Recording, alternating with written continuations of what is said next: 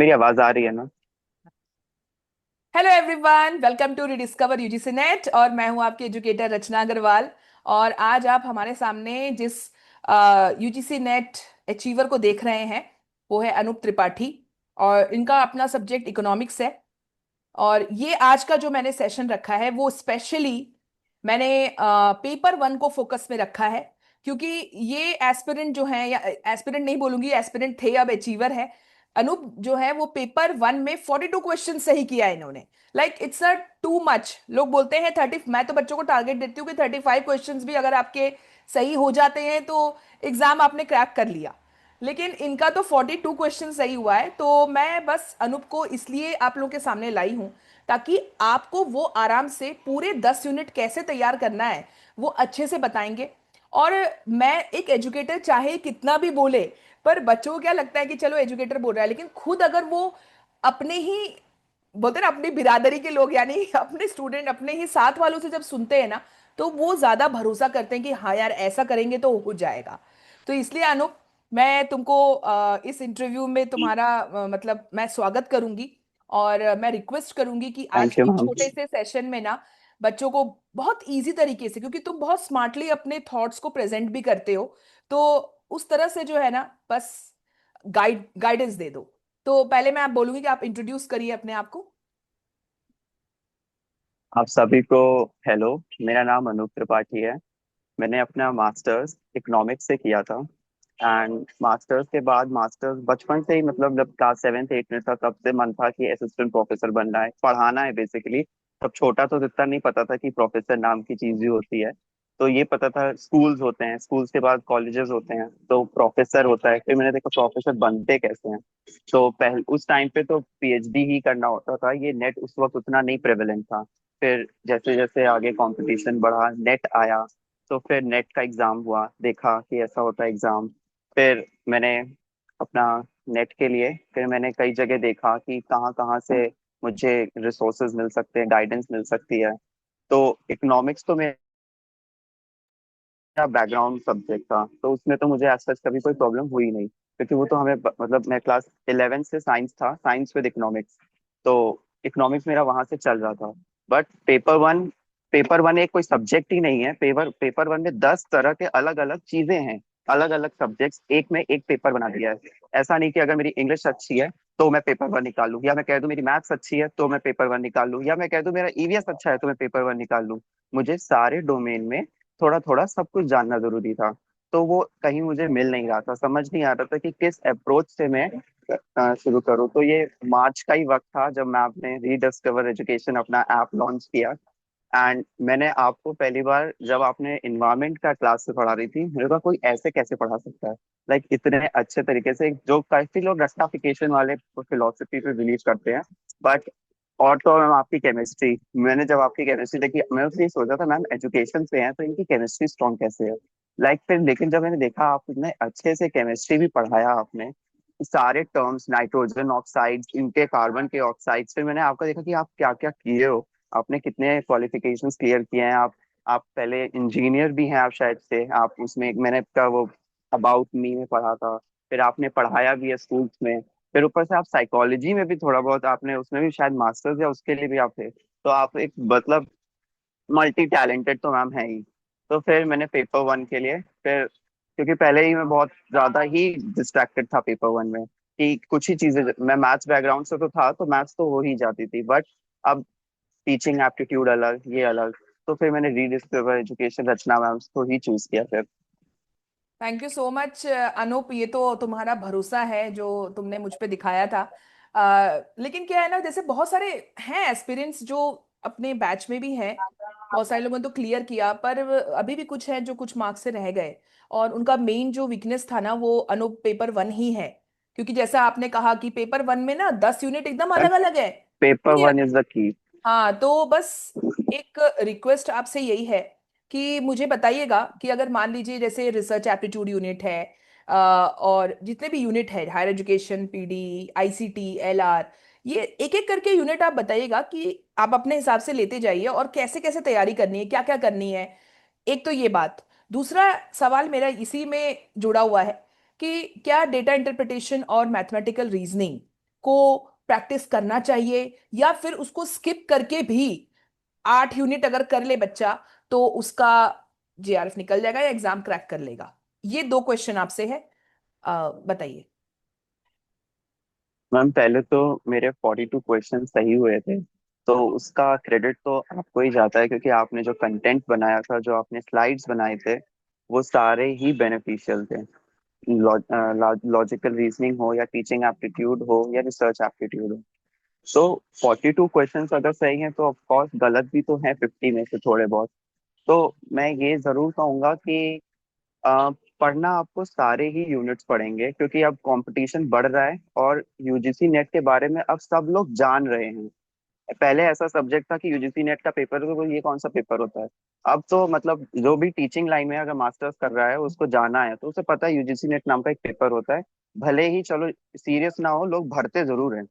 तो लोग भरते हैं, देने भी जा भी सकते हैं। तो अगर हम इस पे रहें कि 8 यूनिट कर लें और 2 को छोड़ दें, तो वो मुझे लगता है कि गलत होगा। ठीक है, आपका बैकग्राउंड नहीं है मैथ्स का, या बैकग्राउंड आप नहीं कर पा रहे हो, बट थोड़ा बहुत तो कर ही सकते हैं, क्योंकि डीआई इतनी भी ऐसे नहीं आती है। बेसिक अगर परसेंटेज भी आ जाए, आपको रेशियो प्रोपोर्शन नाम का चैप्टर पढ़ लो, क्लास 8 का बुक लो, या परसेंटेज निकालना सीख लो। डीआई के 5 क्वेश्चन में एक, दो, तीन, चलो तीन तीन अच्छा है, चलो आप वीक हो 3 कर लो। नहीं तो एक दो भी सही हो रहा है तो वो आपके लिए प्लस पॉइंट ही रहेगा। और के सर एंड अपूर्वा मैम तो है ही रीडिस्कवर एजुकेशन में। आप उनके क्लासेस, उनसे भी आप पढ़ सकते हो। वो स्टेप बाय स्टेप ही चलते हैं, ऐसा नहीं कि सीधे एडवांस, या हम आपको सीधे एकदम हाई लेवल वाले फॉर्मूले। तो स्टेप बाय स्टेप जैसे बच्चों को पढ़ाया जाता है वैसे ही गाइड किया जाता है। तो आप उनसे गाइडेंस ले सकते हैं। अगर आप सेल्फ स्टडी कर रहे हैं तो आप क्लास 8 की, 9th की, 10th की बुक्स उठा लीजिए। आप वही बेसिक एलिमेंट्री एजुकेशन जो तो बेसिक एजुकेशन वो उठा लीजिए। आपको गाइडेंस अगर चाहिए तो के सर एंड अपूर्वा मैम तो है ही रीडिस्कवर एजुकेशन में, तो आप उनकी हेल्प ले सकते हैं। स्टेप बाय स्टेप डीआई का बेसिक, इंटरमीडिएट, फिर उसके बाद आप एडवांस में भी देख सकते हो। और अगर आप नहीं कर पा रहे हो तो आप पीवाईक्यूज देखो। पीवाईक्यूज में भी मोस्टली पैटर्न यही रहता है कि रेशियो, प्रोपोर्शन और परसेंटेज, इन्हीं का खेल होता है। आपको टेबल पढ़ने आना चाहिए बस। और ऐसा भी नहीं कि बहुत टफ है, आप कर सकते हैं। बट ये मैं कहूंगा कि हाँ, जरूरी है, मैथमेटिकल बैकग्राउंड से अगर आप नहीं हो तो थोड़ा बहुत बेसिक अगर आप जान लोगे तो वो आपको बेनिफिट ही देगा। ऐसा भी नहीं कि आपको पूरा दिन लगाना है। आप आराम से एक दिन का 1 घंटा, आधा घंटा, अभी भी टाइम है, अभी तो जून में होगा, आधा घंटा ही दे दो। क्योंकि आपको अगर फ्रस्ट्रेटिंग लगता है, नहीं समझ पा रहे हो, तो शुरुआत आधे घंटे से करो। और मैथमेटिकल रीजनिंग तो रेशियो, प्रोपोर्शन और परसेंटेज से स्टार्ट करो, कॉन्सेप्ट पढ़ो अभी। फिर उसके बाद डीआई करो, क्योंकि डीआई में भी दो 5 क्वेश्चन में 2 या 3 रेशियो या परसेंटेज पे ही होते हैं। बस तो मैं यही कहूंगा कि डीआई और मैथ्स इंपॉर्टेंट है, और वो काम करेगा, आपको आपको बेनिफिट ही देगा। और अगर आप रिसर्च में जाएंगे, अगर आप नेट क्लियर करके, जेआरएफ क्लियर करके रिसर्च में जाएंगे, तो मैथ थोड़ा सा डेटा के साथ तो खेलना ही पड़ेगा। क्योंकि वहां भी आपको टेबल बनाना पड़ेगा, वहां भी आपको ग्राफ बनाना पड़ेगा। आप पूरा थीसिस नहीं सुना सकते पैनल के सामने। आपको अपना डेटा को कंडेंस करना ही पड़ेगा, तो थोड़ा सा तो जानना ही पड़ेगा। बिल्कुल सही बोला तुमने, ये बात भी बहुत मतलब एक पॉइंट वाली बात है कि जब आप ऑब्वियसली रिसर्च करेंगे, वहां पे जब प्रेजेंट करते हैं तब yes you have to show the data. पूरा डेटा आपको एकदम अच्छे से ग्राफ यस मैम। बनाकर टेबल ये सब से शो करना पड़ता है। जब तक आपको खुद को नॉलेज नहीं है, कॉन्फिडेंस नहीं है, कैसे करोगे? परसेंटेज वहां भी अप्लाई होता है, रेशियो वहां भी अप्लाई होता है। तो मतलब देखिए, आप सभी के लिए जितने भी एस्पिरेंट्स हैं, एक सवाल का जवाब तो हमें मिल गया है कि डीआई और एमआर को आप इग्नोर नहीं कर सकते हैं। दूसरी चीज, एकदम अभी टाइम है, हम्म। बेसिक्स बनाना स्टार्ट करिए। और अपने पास देखो, एजुकेटर्स तो आपको, you will get lot of educators are there in this edtech की दुनिया। तुमको जो पसंद आए, मतलब सारे एस्पिरेंट्स को बोल रही हूँ, जो पसंद आए उससे पढ़ो। के सर, अपूर्वा मैम का समझ में आता है उनसे पढ़ो, कोई और समझ में आ रहा है उनसे पढ़ो, लेकिन छोड़ना नहीं है डीआई एम और एमआर। अब अनूप, मैं आपसे जानना चाह रही हूँ कि देखिए, अब ये डीआई एमआर की कहानी हो गई। रीडिंग कॉम्प्रीहेंशन, रीडिंग कॉम्प्रीहेंशन, अब मतलब बच्चे, ये तुम्हारा बताओ, तुम्हारा रीडिंग कॉम्प्रीहेंशन सारे सही हुए या गलत हुए? और मुझे बताओ कि रीडिंग कॉम्प्रीहेंशन के लिए क्या करना मैम चाहिए।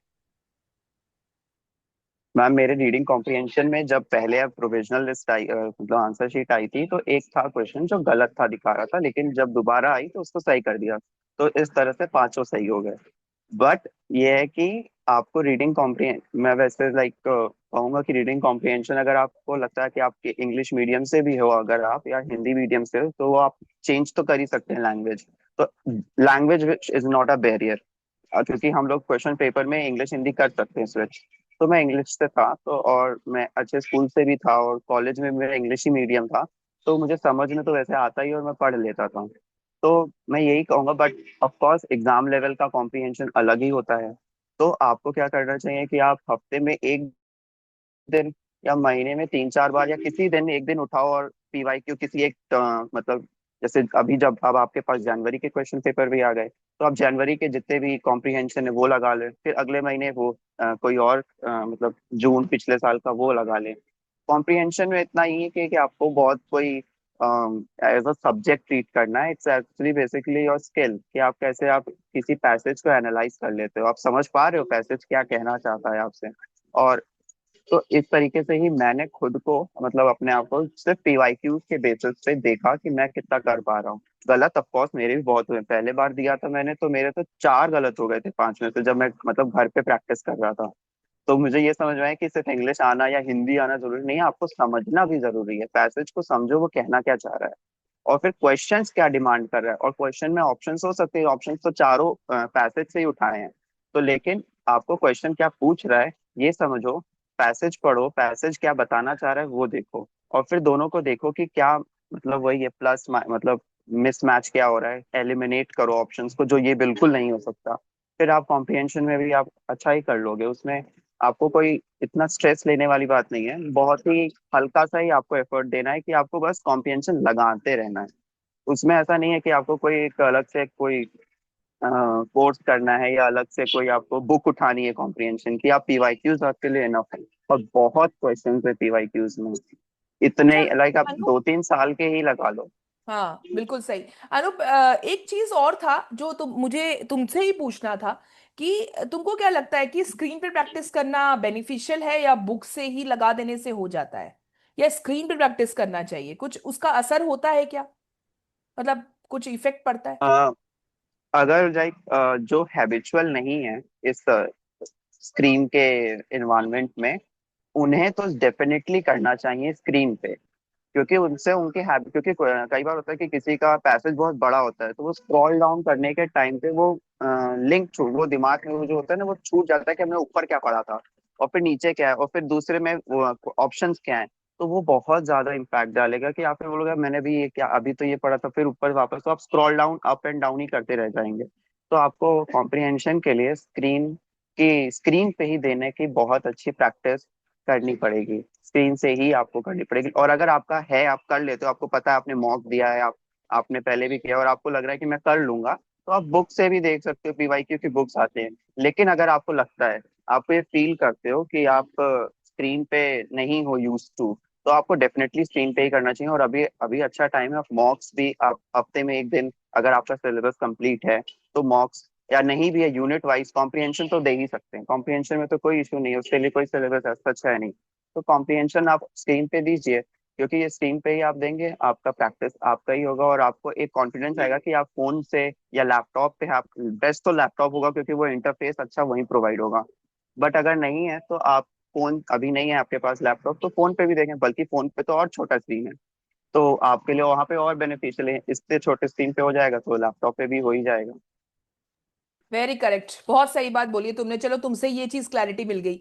अभी मुझे बस एक और क्वेश्चन पूछना था, मतलब है तो क्वेश्चन बहुत सारे, पर एक क्वेश्चन दिमाग में आ रहा है। अनूप, कोई दिक्कत तो नहीं है ना? ठीक है ना सब? No ma'am. हाँ, यस। मैं पूछ रही थी कि एक यूनिट, दो यूनिट है जो मैं, देखो मैं ये सजेशन देती हूँ बच्चों को कि हायर एजुकेशन और पीपल डेवलपमेंट एनवायरनमेंट में, तुमने भी मेरा ये सजेशन सुना होगा, बट तुम अपने अपने थॉट्स प्रेजेंट करना कि हायर एजुकेशन पीडी में ज्यादा टाइम वेस्ट मत करें, है ना, ज्यादा टाइम वेस्ट ना करें।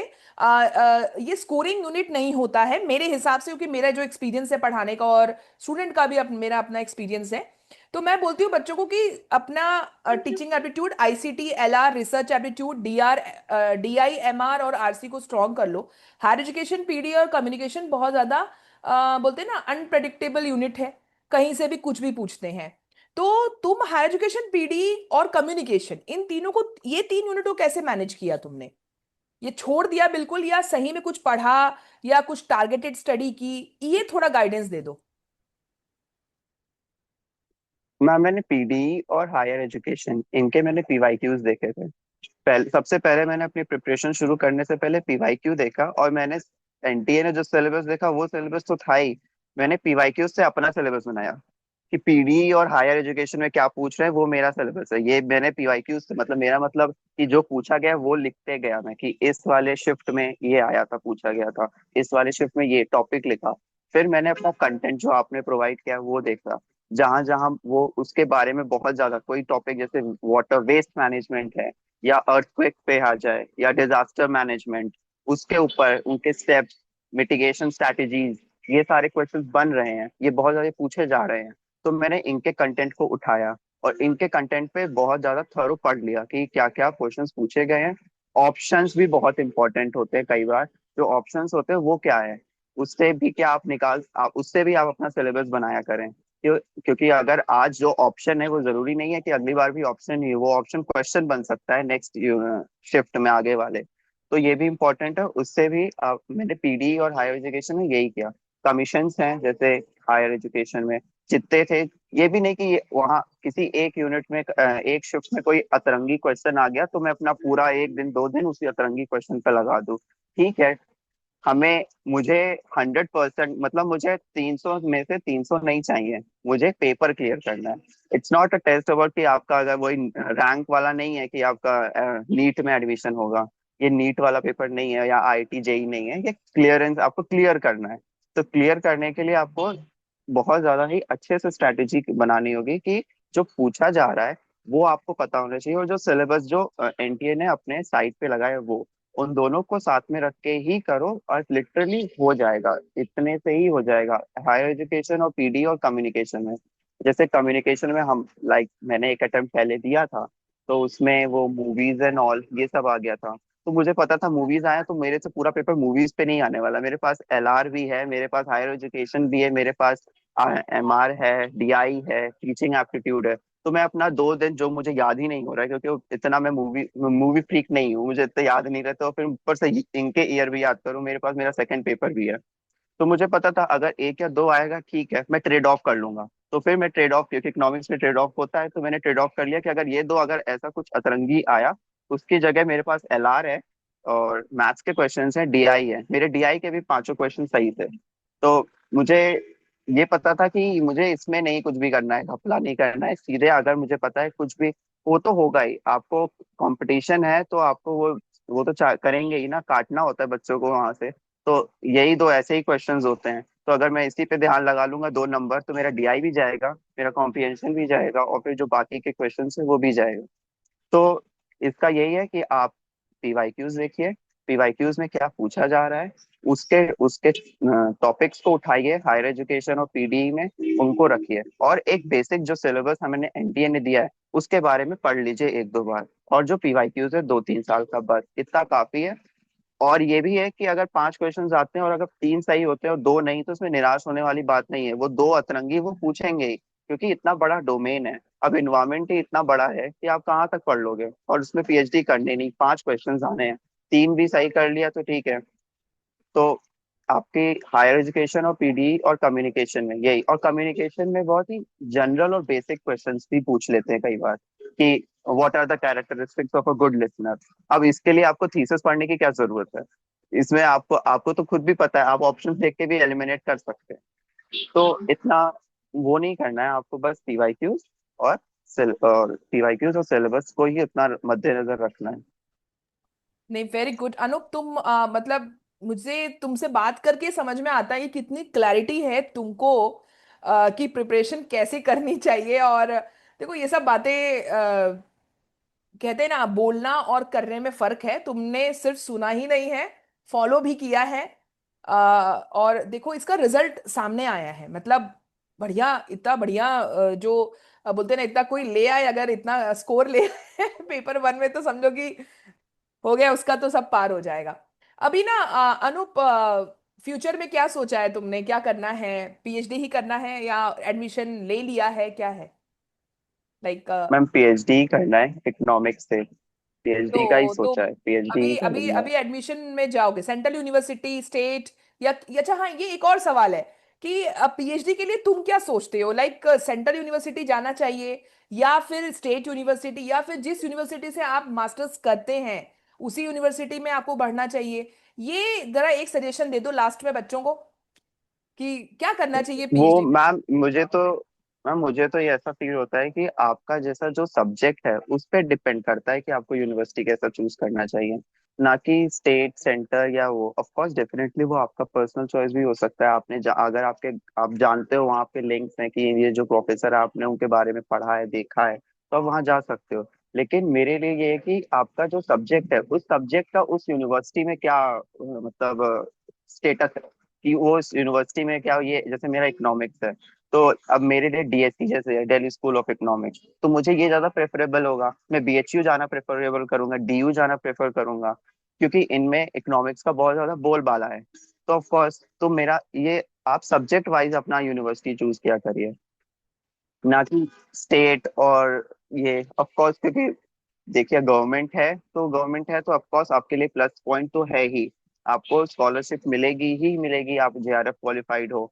तो आप तो सब्जेक्ट वाइज देखिए, जहाँ आपने जो प्रपोजल क्रिएट किया है वो वहाँ पे एक्सेप्ट हो रहा है, और वहाँ के गाइड आपको क्या लगता है, आपके जो जब आप इंटरव्यू में जाएंगे आप अपना रिसर्च प्रपोजल डिस्प्ले करेंगे, तो वहाँ पे कैसा सिनेरियो बनता है, क्या वो कॉलेज इसके लिए नाम, मतलब इस फील्ड में, जैसे एजुकेशन का तो मुझे नहीं पता, लेकिन इकोनॉमिक्स का जैसे मुझे पता है कि काफी यूनिवर्सिटीज है जो इकोनॉमिक्स के लिए बहुत जाने जाते हैं।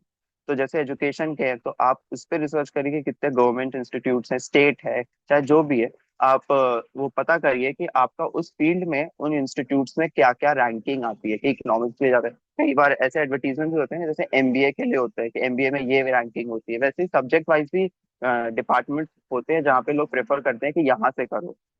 मतलब अल्टीमेटली तुम यही बोलना चाहते हो कि भाई यूनिवर्सिटी यूनिवर्सिटी मत देखो, बस देखो कि तुम्हारे अपने सब्जेक्ट में तुम्हारा डिपार्टमेंट किस यूनिवर्सिटी में बहुत अच्छा है, जहाँ नाम है उन प्रोफेसर्स का, यस वहां मैम। कोशिश करें आप पीएचडी में एडमिशन लेने की। और मैं इसमें एक और चीज ऐड कर देती हूँ कि अगर थोड़ा सा अगर प्रोफेसर्स के बारे में जानते हो तो वो ज्यादा बेनिफिशियल होगा कि how they are and how they treat hmm. Their research scholars जो हैं, वो भी बहुत इंपॉर्टेंट है। अनूप, बहुत अच्छा इंटरव्यू रहा है, बहुत अच्छी क्लैरिटी दी है तुमने, and I am just giving you like दिल से बहुत सारी दुआएं हैं तुम्हारे लिए। नाम रोशन करो अपने माँ बाप का। Thank you ma'am. हाँ एकदम, और मेरा भी जरूर भूलना नहीं कि मैम डेफिनेटली, मैम तो आपको तो नहीं भूलूंगा, क्योंकि मेरा पेपर वन में मेरे को टीचिंग एप्टीट्यूड तो मुझे ऐसा लगता है ये, क्योंकि मैं इस फील्ड से ही नहीं हूँ, क्योंकि वो पूरा एजुकेशन जैसा है, उसमें इतनी सारी थ्योरीज, में सोच रहा था इतनी सारी थ्योरीज, पढ़ाने के लिए भी थ्योरीज होती है। मैं तो यही सोचता था कि इतनी सारी थ्योरीज कहाँ से, फिर मैम आपने जिस तरीके से पढ़ाया और जिस तरीके से आपने नोट्स बनाए, मैं लिटरली कह रहा हूँ, मैंने पहला अटेम्प्ट तो अपना जून में दिया था लास्ट ईयर, जो कि सिर्फ पीएचडी हुआ था। इस बार मेरा जो हुआ क्रैक हुआ वो आपके ही बदौलत हुआ है, क्योंकि आपके नोट्स मैंने एक बार पढ़े, दो बार रिवाइज किया, काम खत्म, लिटरली। और पीवाईक्यूज ही लगाना होता है। रिसर्च एप्टीट्यूड तो मुझे ऐसा लगता है जैसे वैसे तो यूनिवर्सिटी लेवल पढ़ रहा हूँ, सीधे वहीं पे रिसर्च में ही काम आएगा। देखो तुम्हारे, हाँ तुम्हारे बहुत काम आने वाला है, अभी जब तुम इंटरव्यू दोगे ना वहां पे भी ये नॉलेज तुम्हारे काम आएगा। And save the notes, yes save ma'am. That knowledge with you for ever. आगे भी देखो इकोनॉमिक्स में भी तो जब बनोगे तुम असिस्टेंट प्रोफेसर, वहां पे भी रिसर्च तो सब्जेक्ट होता ही होगा मेरे विचार से, इकोनॉमिक्स हाँ में। मैम, है। है ना? तो बस मैम अब इकोनॉमेट्रिक्स है हमारा सब्जेक्ट, हाँ हाँ जिसमें उसको इकोनॉमेट्रिक्स। यूज करके काफी होगा। तो बस वही सारी चीजें, ये यही तो बेस बना देता है। और मैं यही बच्चों को बोलती हूँ कि यार तुम एग्जाम के लिए मत पढ़ो, आगे तो तुमको पढ़ाना ही है, ये नॉलेज ही काम आने वाला है। तो बस यार अनूप, अब देखो फिर कब मुलाकात होती है, जरूर आना मिलने, बड़ौदा कभी आओ इस तरफ गुजरात, तो बोलना जरूर मिलेंगे। और चलो जी फ्यूचर में, मैम। और कभी अगर तुमसे मुझे ऐसा लगा कि हाँ like I want few tips और कुछ और चीजें जो तुम दे सकते हो आने वाले एस्पिरेंट्स को, तो बिल्कुल हेल्प कर देना, ठीक है? मैम चलिए, okay. Definitely. Okay, so bye bye, take care, और बहुत अच्छा लगा तुमसे इंटरव्यू लेके। Bye bye.